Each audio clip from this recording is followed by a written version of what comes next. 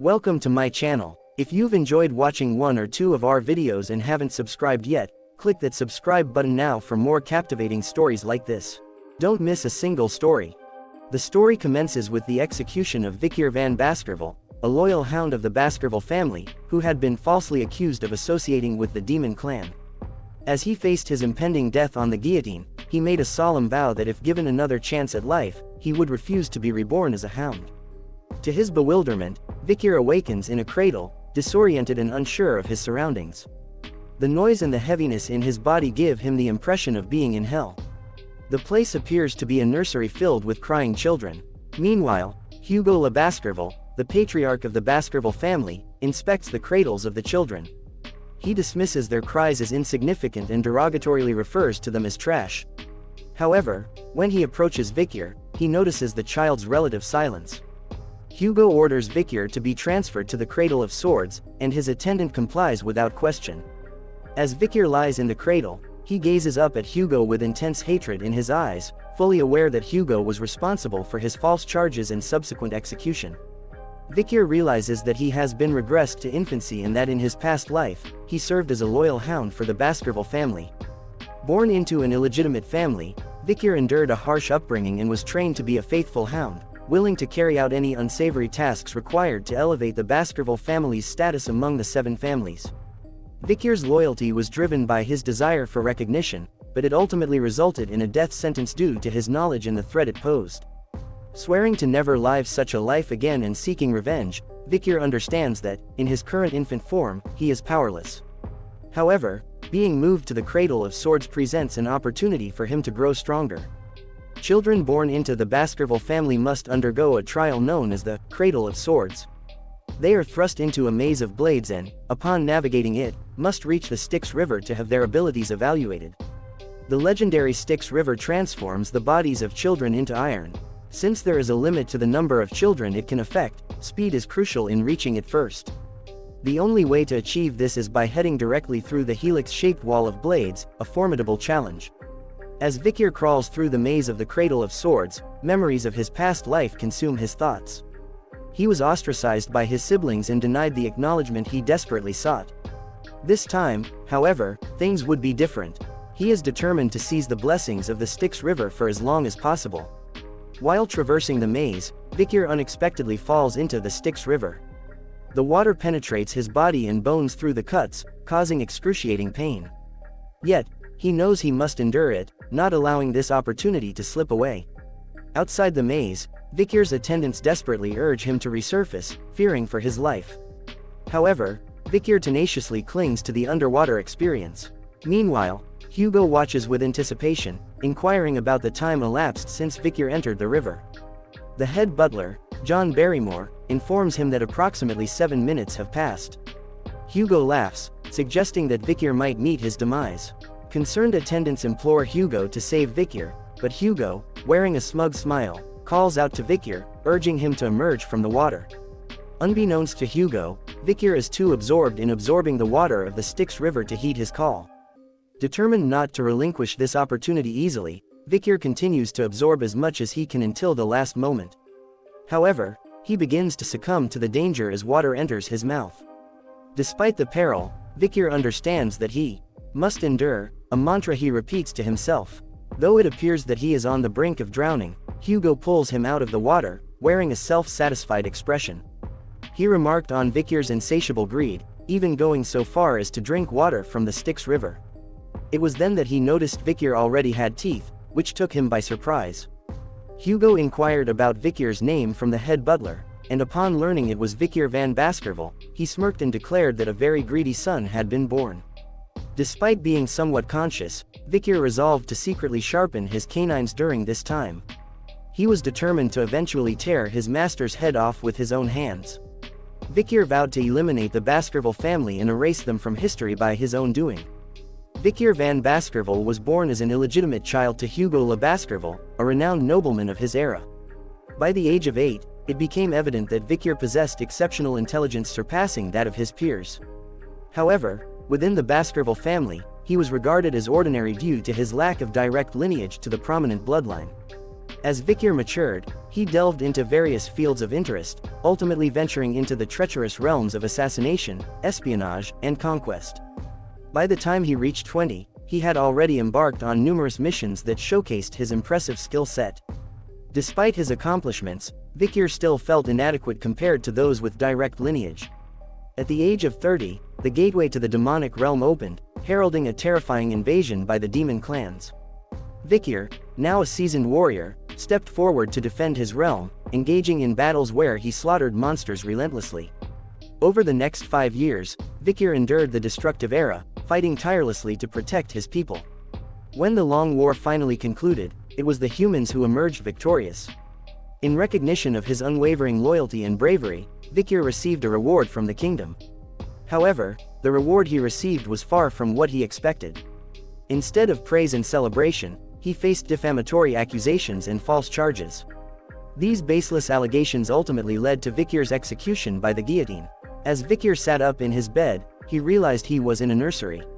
Looking around, he grasped the fact that he had successfully absorbed the waters of the Styx River.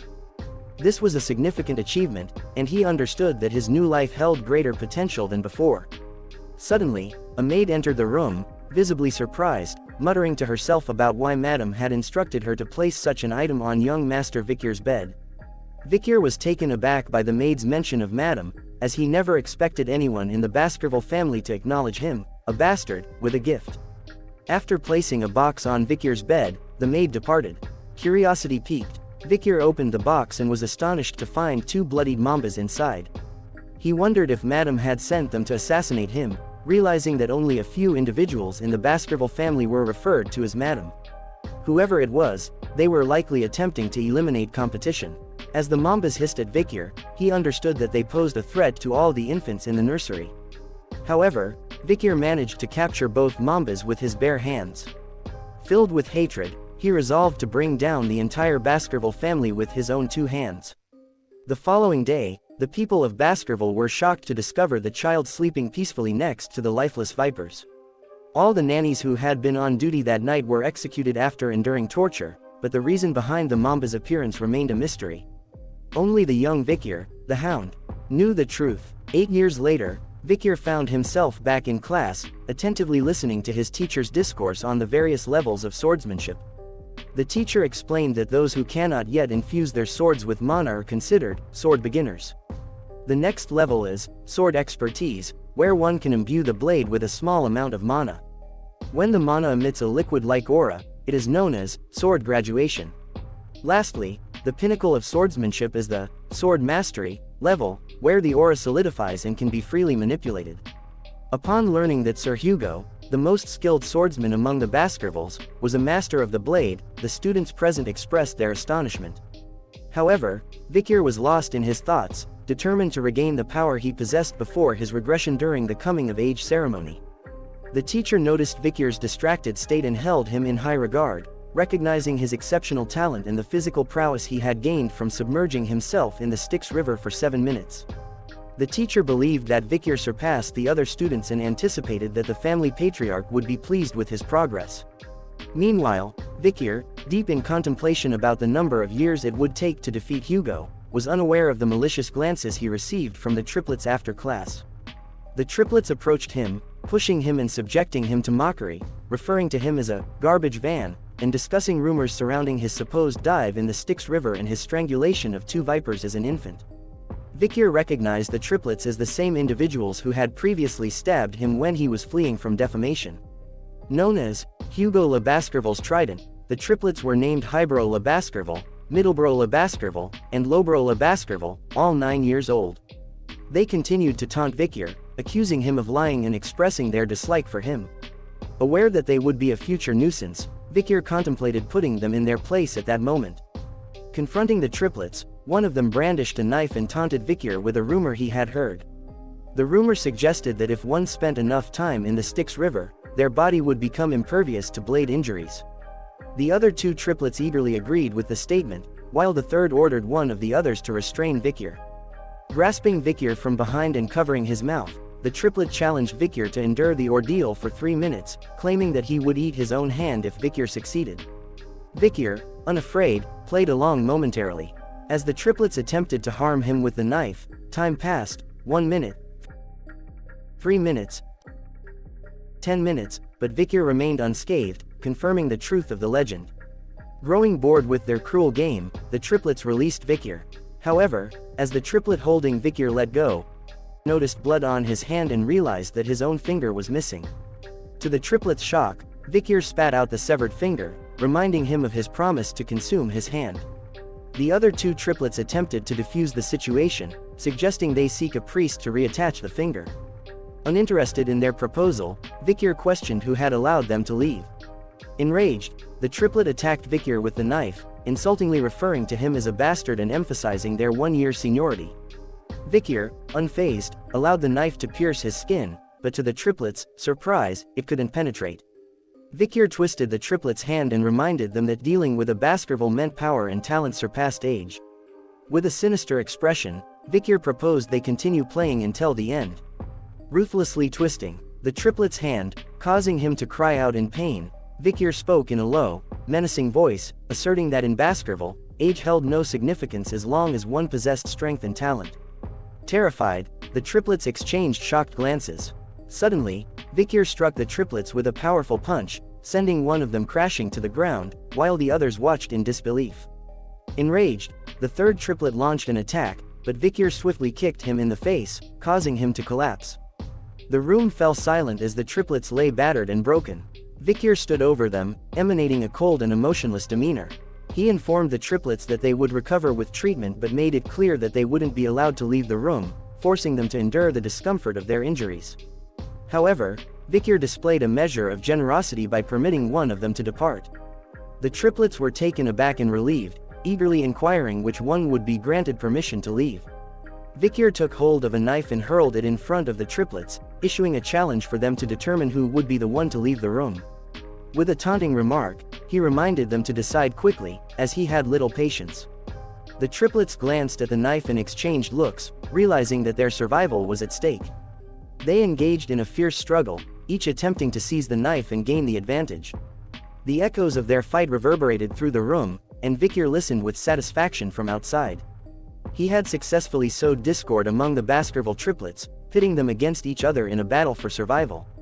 Meanwhile, in the office of the Baskerville clan patriarch, Hugo Le Baskerville, the head butler, John Barrymore, delivered distressing news. The Mord clan had been causing trouble in the ruby mines, asserting their territorial claims. However, Patriarch Hugo assured John that they would address the matter when the Mord clan approached them.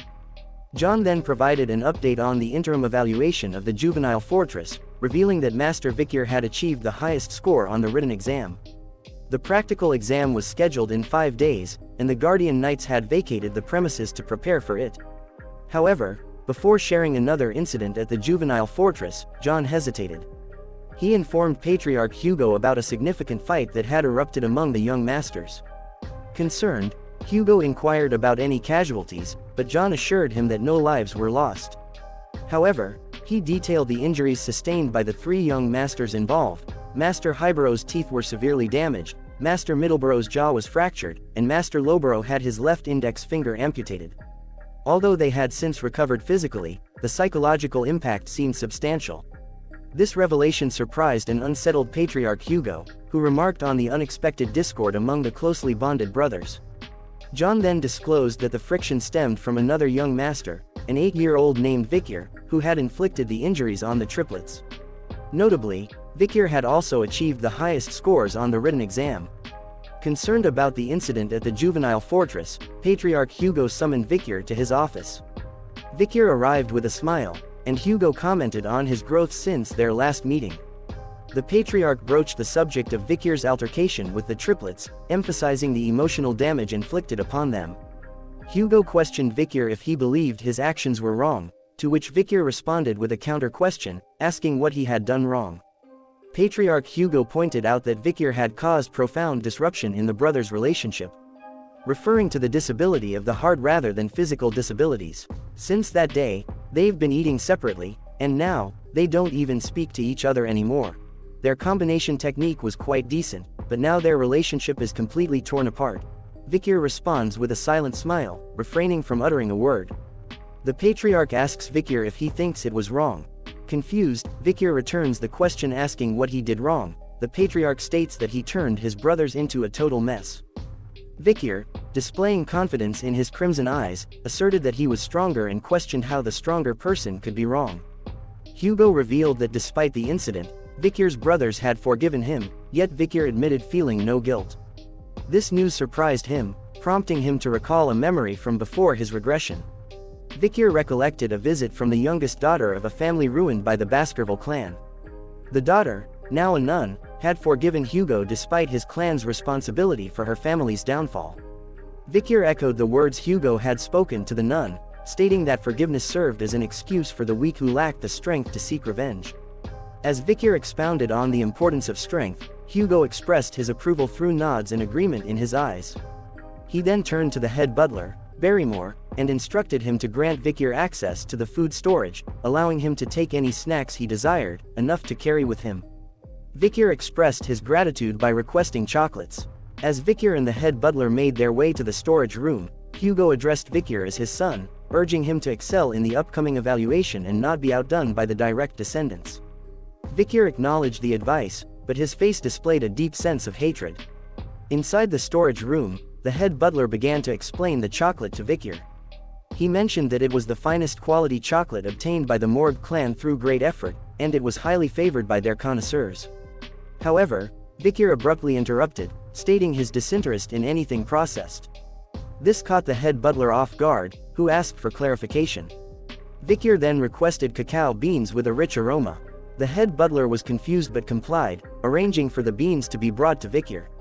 As Vikir tasted one of the beans, the chef informed him that they were the renowned, bloody beans, known for their intense fragrance. With just one bean, Vikir could produce 100 liters of chocolate. The head butler observed as Vikir consumed the bitter bean, contemplating Vikir's love for chocolate to endure such bitterness. He also realized that this was a clever way for Vikir to obtain a large quantity of chocolate after processing the beans. The chef offered to process the beans and send them to Vikir's room, but Vikir declined, opting to take them as they were.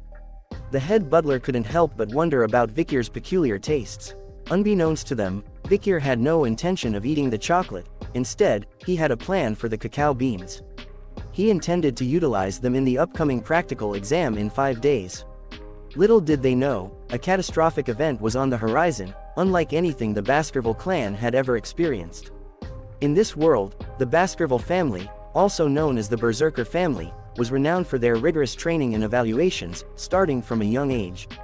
The training commenced as soon as the children could walk, subjecting them to arduous stamina tests, such as scaling steep mountains without rest, except for designated intervals. To further toughen them, they were required to sleep alongside monster corpses, fostering resilience in harsh environments. These extreme practices instilled fear and respect for the Baskerville family throughout the land.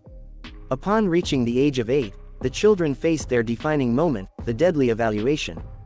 The young hounds, as they were called, gathered at the Le Rouge et le Noir mountain, located on the outskirts of their territory. This perilous mountain was infested with monsters, providing the setting for their evaluation. Pavlov van Baskerville, the instructor of the Baskerville family, known as Shadow Dog Pavlov, stood before the young masters, outlining the rules of the test. Their objective was to survive for a month in the area, hunting formidable monsters. Pavlov explained that successful survival earned 10 points, while surviving without sustaining disabilities granted 30 points. If they defeated other young masters and survived, they would obtain 50 points. Furthermore, slaying a monster and surviving would yield 70 points. Achieving all these conditions would result in a score of 90 points. Pavlov also mentioned that additional points could be obtained by stealing another participant's badge. However, death meant receiving 0 points. He emphasized that there were no perfect scores, reminding them of Sir Hugo's lesson that arrogance leads to a swordsman's downfall. Pavlov cautioned against venturing outside the designated area, as Le Rouge et le Noir mountain remained a restricted zone with many undiscovered dangers. He advised the young masters to navigate within the established territory where monsters had already been subdued.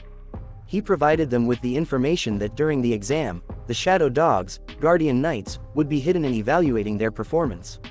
While waiting for the exam to begin, some of the young masters noticed Vikir and engaged in discussions about his past achievements. Despite their comments, Vikir remained calm and contemplated his previous visit to the Le Rouge et le Noir mountain. In contrast, the triplets standing near Vikir appeared visibly nervous, sweating with fear. Shadow Dog Pavlov addressed the young masters, conveying his best wishes before the exam officially commenced with the ringing of a bell. As soon as the bell rang, all the young masters started running towards different parts of the mountain, attempting to secure advantageous positions. One of the young masters had a plan and remembered a location from last year's exam, hoping it would give him an advantage. The young master behind him believed he couldn't survive alone and decided to follow him, intending to take the advantage for himself. Meanwhile, the triplets engaged in arguments amongst themselves, each insisting on their own approach to come out on top. Shadow Dog Pavlov observed the start of the exam, recognizing the importance of minimizing casualties. While killing was not explicitly prohibited, it was discouraged, and contestants who resorted to killing would have points deducted. Pavlov and the other shadow dogs were determined to prevent unnecessary deaths to the best of their abilities. One of the shadow dogs assigned to follow Vikir grew surprised when he observed Vikir heading towards a restricted area. Curiosity arose within the shadow dog, pondering Vikir's destination and whether he was the reputed genius who had distinguished himself since childhood.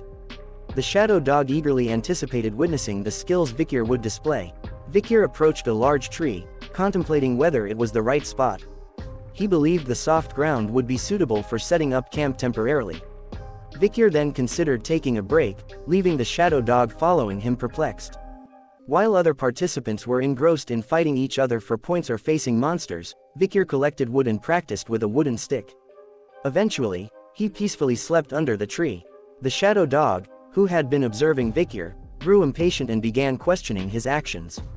Doubt arose within the shadow dog regarding the rumors about Vikir's alleged genius, wondering if he intended to hide instead of actively participating in the exam.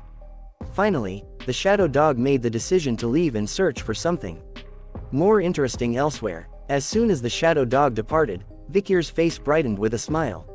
He was relieved that he could finally relax, reminiscing about the old days of camping. Vikir remembered a conversation with his group mate regarding using cacao beans to reduce the fishy smell. He tossed some bloody beans into the fire, remarking that the interfering shadow dog was finally gone and that he had completed all his preparations. He contemplated whether he should begin his hunt now. A few days later, Vikir entered the restricted area and recognized it from his previous scouting. While exploring, he noticed a burning smell in burnt tree roots, indicating the presence of the monster he sought. Suddenly, he spotted burning stool and realized that he had found it. There was only one monster in the area that produced the type of dropping, the Hell Hound. The Hell Hound stood before Vikir, emitting flames from its mouth. This monstrous creature, known as a dog from hell, brought horrifying disasters to those who encountered it. It possessed a risk rating of B+ and stood at a towering height of 3 meters. The sulfuric flames it emitted were highly gaseous and capable of igniting sparks. A bite from the Hell Hound meant certain death, and any living things used as firewood would continue to burn until completely consumed. Vikir understood the danger he faced as he beheld the imposing figure of the lookout monster, the Hellhound, known for devouring the hellfires of the oil world. The Hellhound was renowned as one of the most perilous monsters in the land, and Vikir had narrowly survived an encounter with one in his past life when he was just 18 years old. Now, as an 8-year-old, Vikir knew that he couldn't defeat the Hellhound alone. However, he recalled a method to confront the beast that even a child could manage. As the Hellhound lunged toward him, Vikir swiftly evaded to the side, remembering the first weakness of Hellhounds: they could only move in straight lines and struggled to change direction suddenly. Thinking quickly, Vikir dropped some water on the ground, and as the Hellhound charged at him, he shouted out the second weakness of lookout monsters: they couldn't cross water.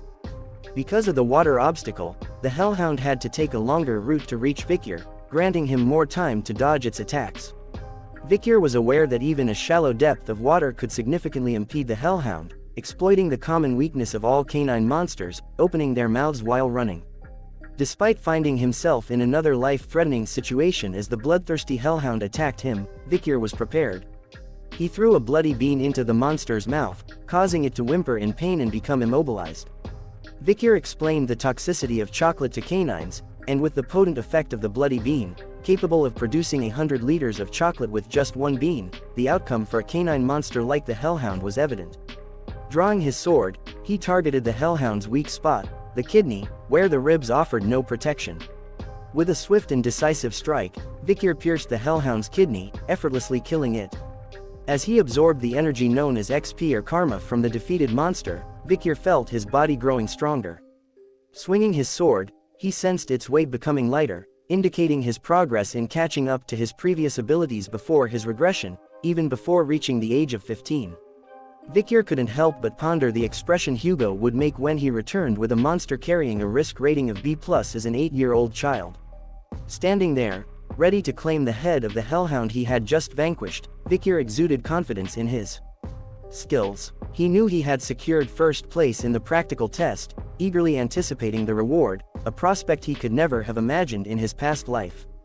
However, his moment of triumph was short-lived as a group of Hellhounds approached him, likely seeking revenge for their fallen comrade.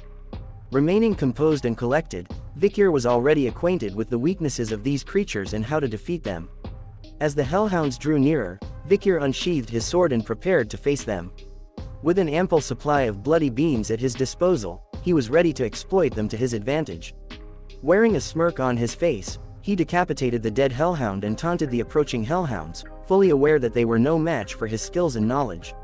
Having already overcome one of their kind, he was prepared to bring them all down. Suddenly, the Hellhounds began whimpering, catching Vikir's attention. He couldn't fathom how these fierce beasts could be intimidated by the mere bloodlust of an 8-year-old. Hellhounds would never submit to their prey, even if it meant their own demise. Perplexed, Vikir contemplated what could have caused the Hellhounds to feel such unease. As he turned around, he beheld a monstrous creature with 3 heads, the Cerberus from Greek mythology. The Cerberus was colossal, measuring at least 7 meters in size, and Vikir knew that it held a risk rating of A+. Vikir was astonished by the presence of a Cerberus, typically found on the 7th ridge of the Le Rouge-et-le-Noir mountain, in this location. The Cerberus was renowned as the ultimate lookout monster, guarding a place where all departed spirits converged. Vikir noticed that the Cerberus was wounded, with multiple arrows embedded in its body. He surmised that someone had been hunting it, and it had fled to this area while being pursued. This presented an opportunity for Vikir to slay an injured A+ rank monster, and he resolved to attack the Cerberus. Despite the Cerberus being a formidable and hazardous creature, Vikir had concealed his true abilities as a swordsman and had already achieved a high level of expertise. Vikir's physical prowess had been enhanced by the mystical powers of the river Styx, and his arsenal of weapons proved effective against the injured Cerberus. Drawing on his honed swordsmanship, forged through battles with demon clans, he managed to land several blows on the wounded Cerberus. Vikir believed that victory was within his grasp, as an injured Cerberus seemed manageable. His assault on the Cerberus appeared to be yielding results, and he felt a glimmer of hope that he could defeat the injured A+ rank monster. However, in a momentary lapse of vigilance, Vikir let his guard down, allowing the Cerberus to retaliate with its claws. The first strike shattered Vikir's sword, and the second sent him hurtling through the air, crashing into a tree trunk with a sickening thud. The impact inflicted severe injuries, leaving Vikir motionless and broken. Gradually, Vikir's eyes fluttered open, and panic surged through him as he recalled the ferocious onslaught of the Cerberus and felt a sharp pain in his left arm. He feared that the creature had torn his arm off, but upon inspection, he realized it was still attached, albeit injured. Vikir felt a sense of relief that the Cerberus hadn't completely severed his arm, and he pondered the protective role the river Styx may have played with its magical properties. He was grateful for its safeguarding but acknowledged that he couldn't rely solely on its protection. However, his relief was short-lived as he quickly recognized the significance of his injuries. Another blow from the Cerberus could prove fatal, prompting Vikir to evade the creature's attacks. Drawing on his experience as a seasoned hunter, he knew that finding an optimal escape route was crucial. The most prudent decision at that moment was to flee with haste. Vikir ran with his tail figuratively tucked between his legs, desperately seeking a means of survival. As he sprinted, Vikir scanned his surroundings, searching for a way out. And there it was, a wrought iron fence just a few yards away. Hope surged within him as he realized that surpassing that fence would lead him out of the restricted area and closer to safety. Determined, he pushed himself harder, running with every ounce of strength he could muster. With a surge of adrenaline, Vikir propelled himself through the gate, overwhelmed with relief. He had successfully escaped the restricted area, yet he knew the danger still loomed. He had a destination in mind, a safe haven he had prepared before embarking on this treacherous mission. Continuing his sprint, Vikir scoured the nearby woods, his heart racing with the fear of being caught by the hellhound. At last, he spotted his objective, a pit he had prepared in advance. In a nimble leap, he narrowly evaded the Cerberus's snapping jaws, causing the hellhound to plummet into the pit filled with wooden spears. A smile of satisfaction crossed Vikir's face as he realized the efficacy of his preparations. The wooden spears had been infused with the potent essence of the bloody bean, a poison lethal to canine monsters.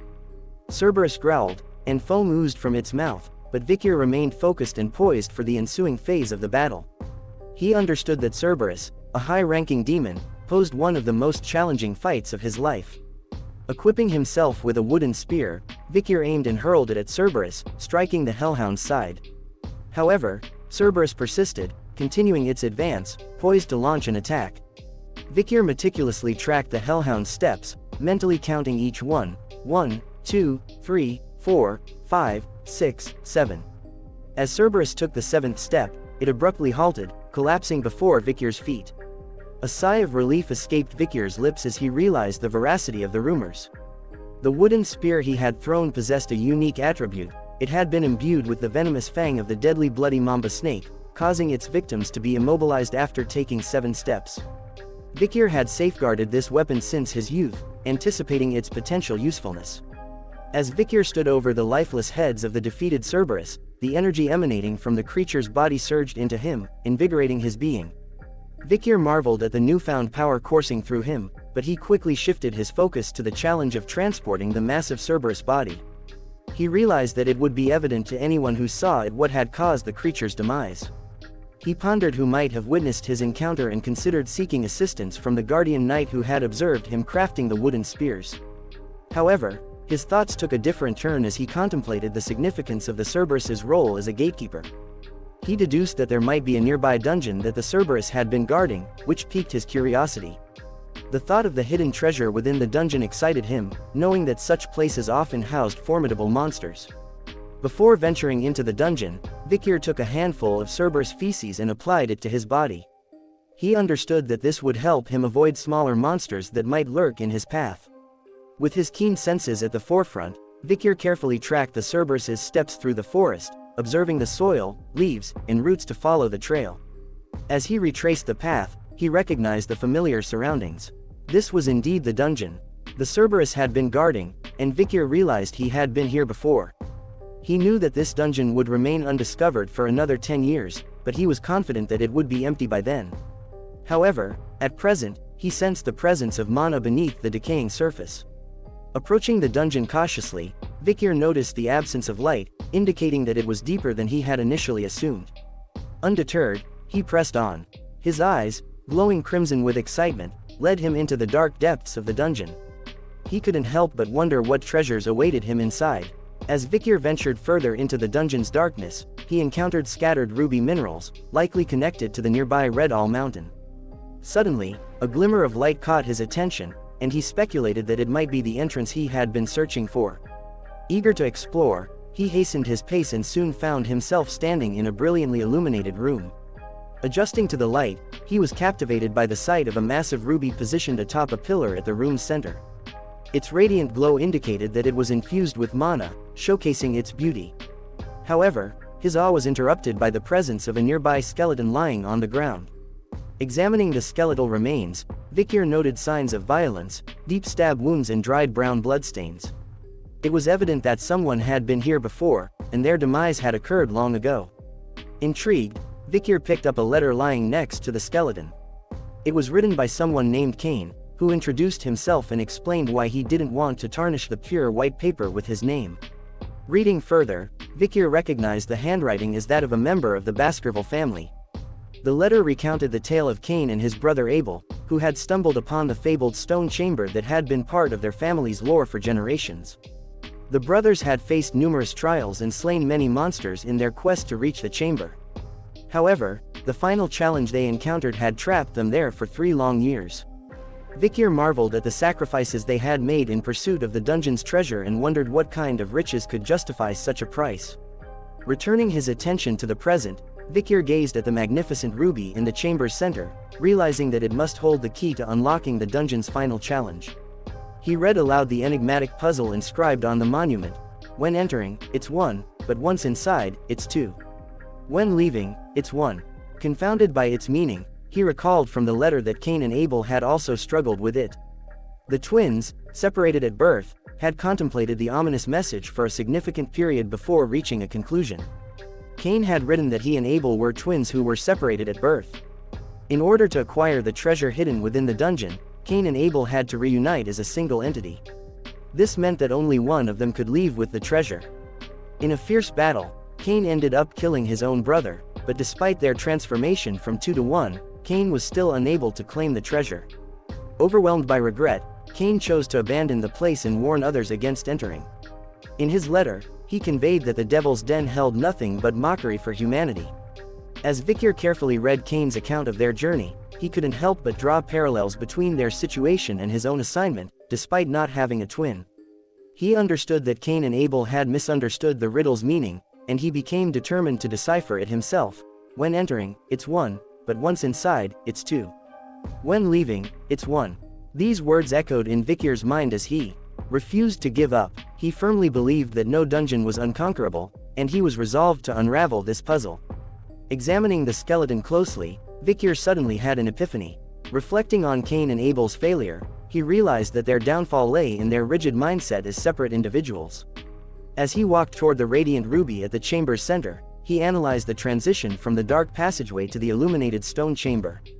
It dawned on him that the answer resided within the riddle itself. When entering through the dark passageway, he was 1, but as the ruby's light cast a shadow upon him, he became 2. And when darkness returned, the final stage of the stone chamber would open. Breaking the ruby, Vikir revealed that the answer was shadow. In a dazzling flash of light, the room illuminated, unveiling the long-hidden treasure. Vikir's eyes widened in astonishment as he beheld the cause of the brothers' demise, a sword emitting a malevolent aura, resting upon a stone. The sight of the sword shocked Vikir, prompting him to question whether it was the relic of the Devil's Den. As he examined the sword, his gaze fell upon the inscription engraved on the stone beneath it. The inscription revealed that only those with Baskerville's blood would be capable of wielding Beelzebub. Surprised and taken aback, Vikir realized that the sword Beelzebub originated from this very place. Memories of a distant childhood flooded his mind, recalling a picture book featuring the gluttonous fly Beelzebub, an immensely powerful monster from ancient legends that had once ravaged the continent. He remembered that Beelzebub was part of the Devil's holy constellation, also known as the Seven Calamities, and that the heads of the 7 families had risen to confront them. The first patriarch of the Baskerville clan had fought against Beelzebub, and the remnants of its power had been stored within Baskerville's lands. The demonic energy of Beelzebub had attracted monsters, and while many dismissed it as mere myth, Vikir knew it to be true. The sword before him was proof of that. Vikir also recalled that the blade had been seized by the demon clans, resulting in numerous human casualties on the battlefield. Determined to prevent the sword from falling into their hands again, Vikir reached out to pull it free. With a resolute declaration, he claimed it as his own.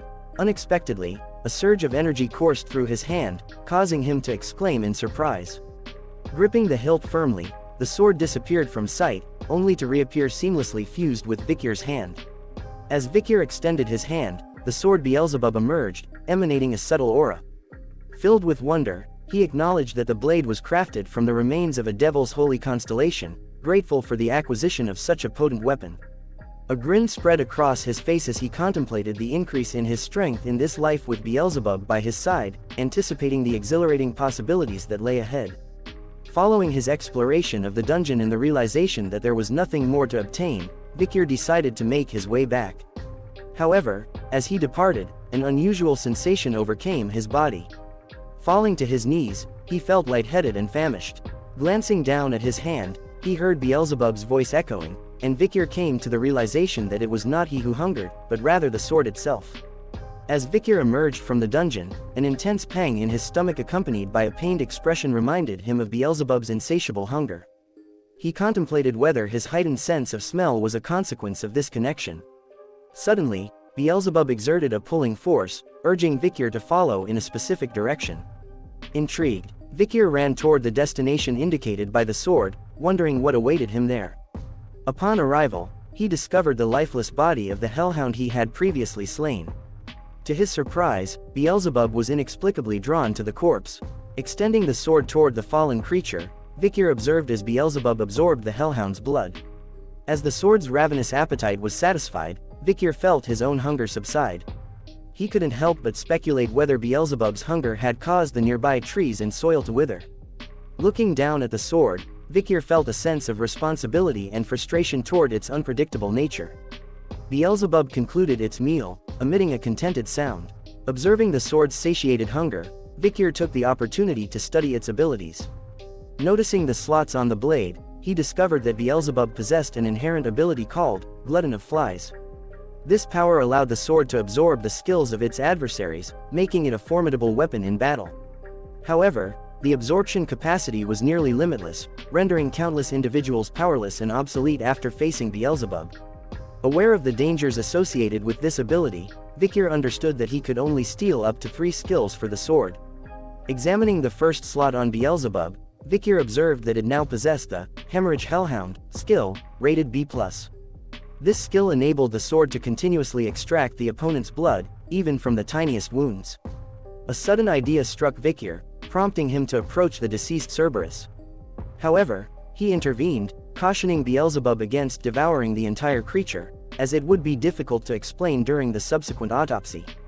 Vikir gently tapped Beelzebub, commanding it to cease. Beelzebub whimpered in pain like a child. Consequently, Beelzebub's slots were now filled with 3 skills: Burn Injury Cerberus, A+ rank Hemorrhage Hellhound, B+ rank, and High-Speed Regeneration, Nervegicus, Sewer Rat, F rank. Vikir was taken aback by the presence of the High-Speed Regeneration ability and noticed a deceased rat beneath the Cerberus. He deduced that Beelzebub had consumed the Sewer Rat, which explained the acquisition of this skill.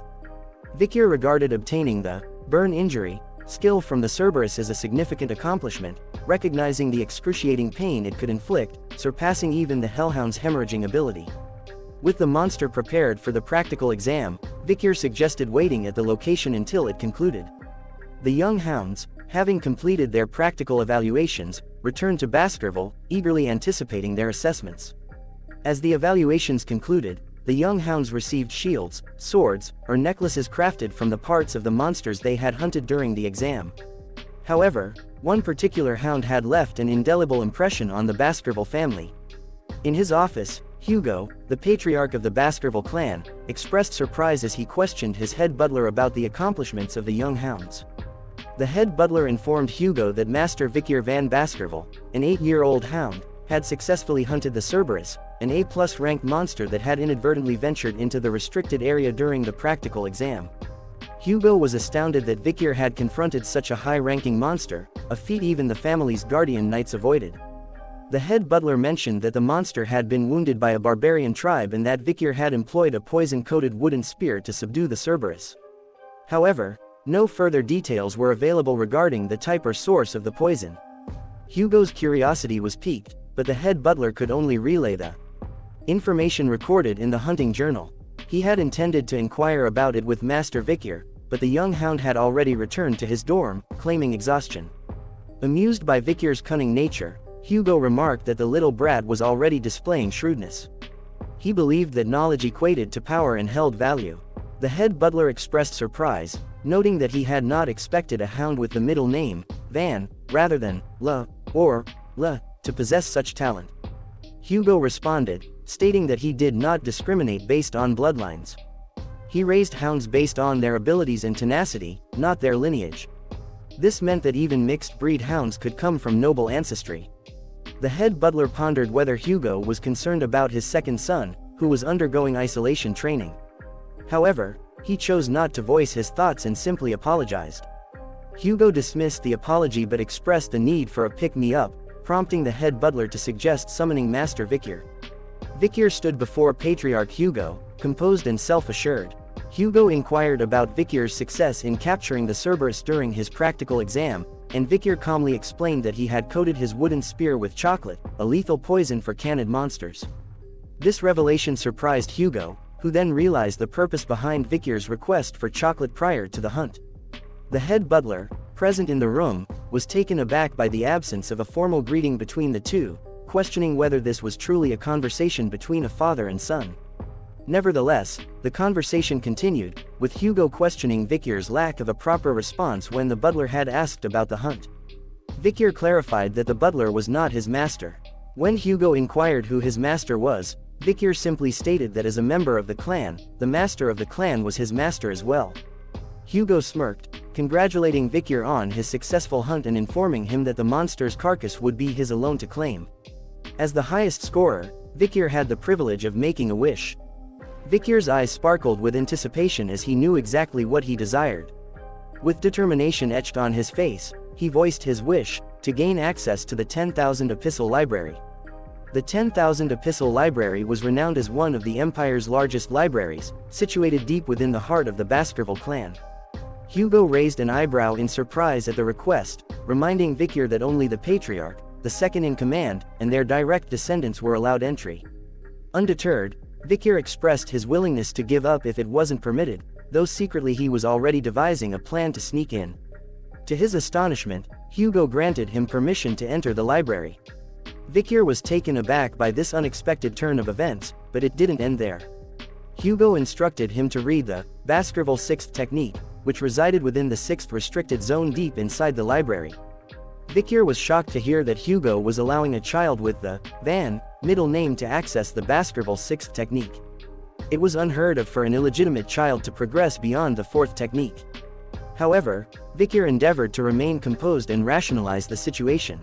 After all, it was just the 6th technique. At present, Hugo has reached only the 7th fang. Prior to his regression, Hugo had the ability to manifest a total of 9 fangs. Nonetheless, his determination remained unwavering. He hadn't forgotten the discrimination he faced as an illegitimate child and was resolved to surpass Hugo's achievements. His goal was to acquire the ultimate essence of Baskerville, the compendium of swordsmanship teachings from the first patriarch who had subdued the 7 great disasters. He knew this book held the key to his success, and it would be Hugo who would hand it over to him. With a faint smile, Hugo wished Vikir good luck, and Vikir bowed in gratitude, knowing that Hugo had no inkling of the true value of the seemingly ordinary book he was about to bestow upon him. But that didn't matter to Vikir. Vikir entered the 10,000 Epistle Library for the first time, his eyes filled with wonder as he explored the vast collection of books. As he scanned the titles, he whispered them to himself: severing incisors, grinding molars, piercing canines, snaggletooth that embeds twice, wisdom teeth that lay down, and other swordsmanship books he had longed to learn in his previous life. However, he knew that as an illegitimate child of the Baskerville clan, he was restricted from learning any swordsmanship beyond the 4th technique, regardless of his mana capacity. This limitation was in place to prevent hounds from turning against their masters. Eventually, Vikir stumbled upon a chained book with a lock in the middle, wondering if it was the coveted book on the 6th technique. He couldn't believe that Hugo had granted him access to it. Vikir suspected that Hugo allowed this, assuming that an 8-year-old child wouldn't be able to comprehend the contents in a single day.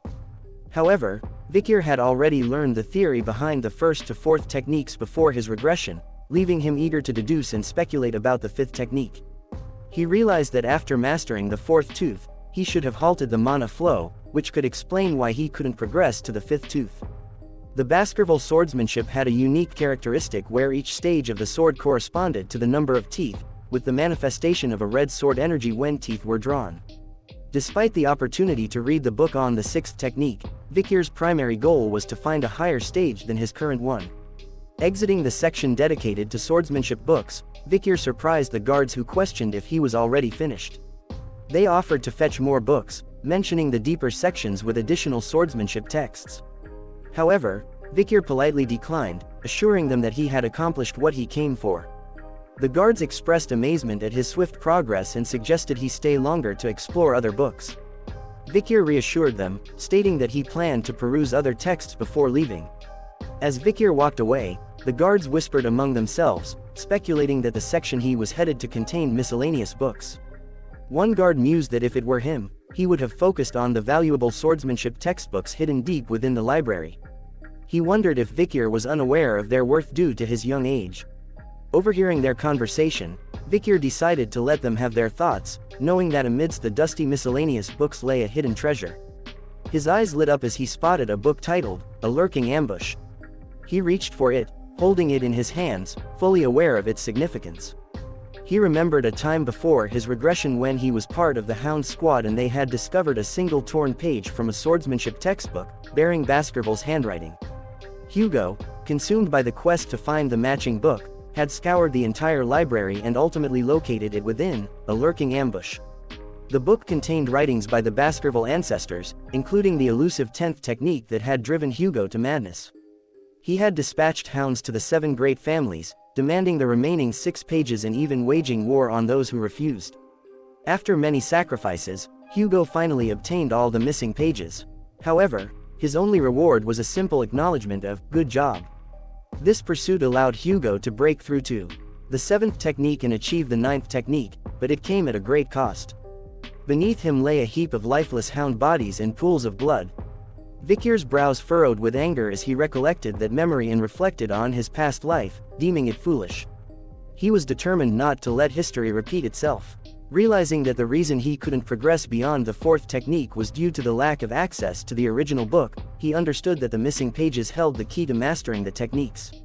Without them, the book was merely a collection of disjointed and useless skills. After perusing the book for some time, he remarked aloud that to others, it would appear as a miscellaneous book lacking coherence. However, once the missing pages were incorporated and the gaps filled, the inaccurate and misleading information would transform into a magnificent masterpiece. Having already reached the highest level of graduator aura in the 4th technique before regressing, Vikir knew he could attain those achievements again. However, this time, he vowed not to repeat the same mistake. He made a personal promise that before turning 15, he would regain the power he had lost. Immersed in reading the book, Vikir lost track of time. When he finally closed it, he was astonished to find that night had turned into day. He marveled at the progress he had made and felt a sense of pride in memorizing the entire contents of the book. As Vikir stood up, he took note of his surroundings and realized that the Guardian Knights were nowhere to be seen. Aware that he couldn't manifest 10 teeth with his young body, he was confident that he currently possessed the potential to achieve the 5th technique that eluded him in his previous life. With focused determination, Vikir faced the statue before him and began striking it with his Baskerville sword technique, pouring all of his power into each attack. He executed the 1st technique, followed by the 2nd, 3rd, and finally, the 4th technique. Memories of his past flooded his mind as he fought, recalling the hardships he endured in his previous life while striving to achieve the highest level of graduator aura. He remembered the challenges he faced as an illegitimate child, facing hostility from the direct bloodline and being unable to progress beyond the 5th technique. However, this time, Vikir was resolute in not letting his past hinder him. With a vivid image of Hugo's face on the statue before him, he unleashed his technique, slicing through the statue with precision.